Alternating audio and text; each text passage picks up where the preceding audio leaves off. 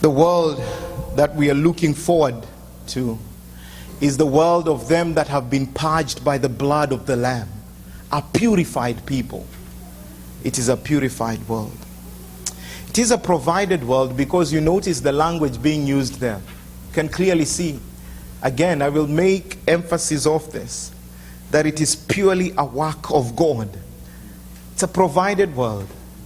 No one participates in making it available but God and Him alone. God Himself is the one who will usher in that new age.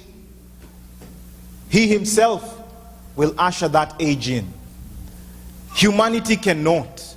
We can bring all the brilliant minds we have to offer, collectively bring them together and ask them to usher a new age in for us, and they will fail miserably. Humanity cannot usher in a new age. It's a provided world. And God Himself will usher in that new age. Now the big question is this then. Knowing all these things that Peter is saying here, so what? You know, that's always the big question. So what? So what? So what that there's a hope that we have, a hope for a prospective world. So what? Peter answers the so what question.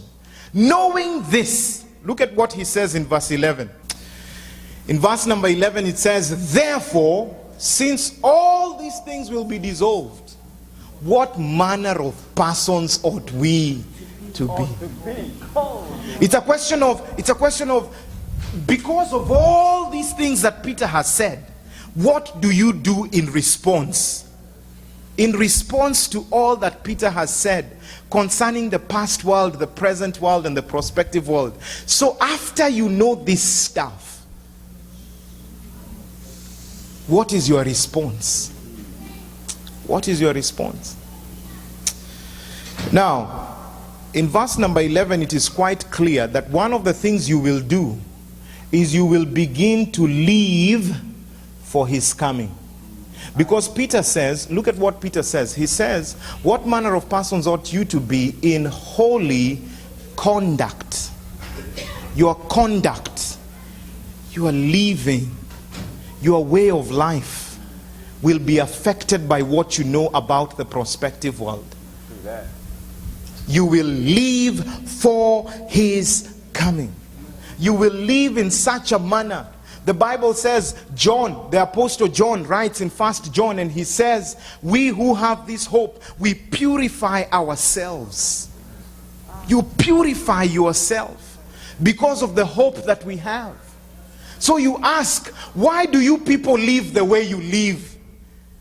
Why do we act the way we act? Why is it that there are places we can go and there are places we can't go? Why is it that our media view is regulated? That there's stuff they can watch, we don't watch. There's stuff they can listen to, we don't listen. There's garbage they can watch on their phones, we don't watch. How come?